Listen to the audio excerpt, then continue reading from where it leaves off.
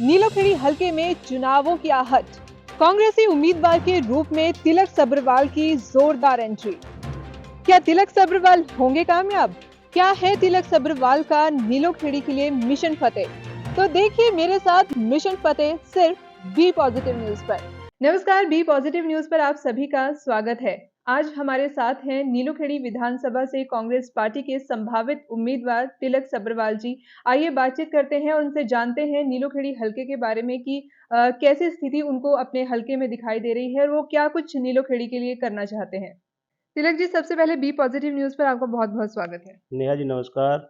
और सभी आपके दर्शकों को भी बहुत बहुत नमस्कार। और प्रदेशवासियों को, नीलोखेड़ी वासियों को विजयदशमी की बहुत बहुत शुभकामनाएं। जी, तो तिलक जी, आप नीलोखेड़ी से कांग्रेस पार्टी के संभावित उम्मीदवार हैं, तो मैं आपकी राजनीतिक पृष्ठभूमि के बारे में सबसे पहले जानना चाहूंगी। अ, नेहा जी, राजनीति में सामाजिक तौर पर 20 साल की उम्र से काम करता रहा हूँ। और मेरी फैमिली से हमारे दादाजी मास्टर जोगीराम जी विधायक थे संदलके से पहले।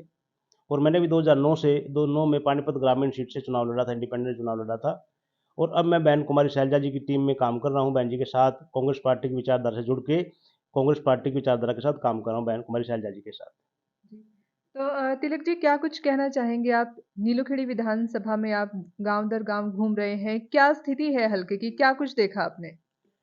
नेहा जी, मैं गांव-गांव में गया, नीलोखेड़ी हल्के के गांव में विकास के नाम पर तो कुछ है नहीं। सड़कें नहीं हैं, बल्कि कैसे ही कहें तो सड़कों के नाम पर खड्डों में सड़क है। सड़क में खड्डे नहीं है, खड्डों में सड़क है। जाना मुश्किल है कि अगर कोई दिक्कत परेशानी है गांव वालों को तो कुछ समाधान नहीं है किसी भी बात का। और सड़कें नहीं है। गांव में गया तो गांव में बेरोजगारी, युवा साथी मिलते हैं सारे कि रोजगार तो है ही नहीं। औरतों से बात करो तो महंगाई बढ़ी हुई है। सिलेंडर बहुत महंगा हो गया है। पहले 400-500 रुपये का था, तब 1200 रुपये का हो गया है। तो सब बहुत मुद्दे हैं। हर आईडी, प्रॉपर्टी आईडी नहीं बन पा रही है, उस पर बहुत परेशान है। युवा रोजगार के लिए भटक रहा है। खेल के लिए कोई साधन नहीं है बच्चों के पास, कोई स्टेडियम नहीं है, बड़े बड़े गाँवों पर स्टेडियम नहीं है। तो जब भी हमारी सरकार आती है, बहन जी की सरकार आती है, तो सबसे पहले मैं नीलोखेड़ी हल्के में रोजगार के लिए सुविधाएं पैदा करूंगा। जबकि नीलोखेड़ी कितना पुराना हल्का है, इसको डिस्ट्रिक्ट बनाना चाहिए था। यहाँ पे हॉस्पिटल होने चाहिए थे, यूनिवर्सिटी होनी चाहिए थी। किसी ने इसकी आवाज ही नहीं उठाई नीलोखेड़ी हल्के को। ये तो बिल्कुल बेसहारा सा हो गया नीलोखेड़ी हल्का। तो इसके लिए काम करेंगे बहन जी। जी।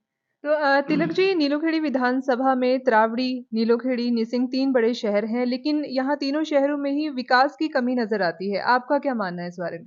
बिल्कुल ठीक कह रहे हैं जी आप। विकास के नाम पर तो कुछ है ही नहीं। जो पुरानी इंडस्ट्री थी वही चलती आ रही है। जबकि हमारी पार्टी की विचारधारा है, कांग्रेस पार्टी की, राहुल जी का विचारधारा है कि छोटी छोटी इंडस्ट्री लगाकर लोगों को रोजगार दिया जाए।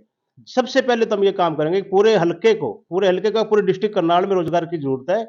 और सभी रोजगार के अवसर प्रदान किए जाएंगे। जितने यूथ के साथी हमारे हैं उनके लिए एजुकेशन का और रोजगार का अवसर प्रदान करेंगे। छोटी छोटी इंडस्ट्री लगा के, राहुल जी कहते ही हैं कि छोटी छोटी इंडस्ट्री लगा के उससे ही देश आगे बढ़ेगा, उससे ही रोजगार पैदा होंगे। तो सबसे पहले हम उस पर काम करेंगे, निसिंग में, त्रावड़ी में और नीलोखेड़ी हल्के में। तो तिलक जी, अगर बात की जाए नीलोखेड़ी के विधायक धर्मपाल गोंदस जी की, तो वैसे तो वो निर्दलीय विधायक हैं, लेकिन भाजपा को समर्थन वो करते हैं। आपको नहीं लगता कि नीलोखेड़ी में और ज्यादा विकास होना चाहिए था? देखो नेहा जी, होना ही चाहिए था विकास तो। पर विधायक जी क्या कर रहे हैं और पार्टी की क्या पॉलिसियां हैं, ये तो सारी जनता देख रही है। पूरे प्रदेश को और पूरे देश को ही पता है कि क्या काम कहाँ हो रहे हैं। कुछ ही लोगों के काम हो रहे हैं। तो ये तो बहुत बड़ा मुद्दा है। तो विधायक के लेवल पर तो कुछ नहीं होने वाला। यहाँ सीएम भी कुछ नहीं कर पा रहे। सीएम सिटी है करनाल, तो सीएम भी कुछ नहीं कर पा रहे यहाँ तो कोई काम के लिए तो कोई काम ही नहीं कर रहा। बीजेपी पार्टी में तो काम ही नहीं हो पा रहे। जी। तो आप क्या रोड मैप लेकर चल रहे हैं नीलोखेड़ी की? क्या क्या सोचते हैं आपकी, क्या कुछ करेंगे आप नीलोखेड़ी के लिए? नेहा जी, सबसे पहले तो रोजगार एक बड़ा मुद्दा है। एजुकेशन और हेल्थ। अभी मैंने जैसे नीलोखेड़ी हल्के में मैंने काम किया, गांव-गांव जाके मैंने पता एजुकेशन के नाम पे कोई यूनिवर्सिटी नहीं है।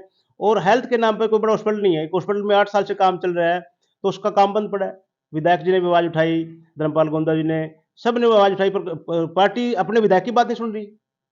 तो कोई विकास के नाम पे कुछ है नहीं। और सबसे पहले हम एजुकेशन और हेल्थ पे काम करेंगे और इसको फ्री कराने का काम करेंगे। हमारी लगातार बहन जी से बात होती है, शैलजा जी से। तो बहन जी की भी विचारधारा है कि हेल्थ और एजुकेशन तो हम फ्री करेंगे। जी।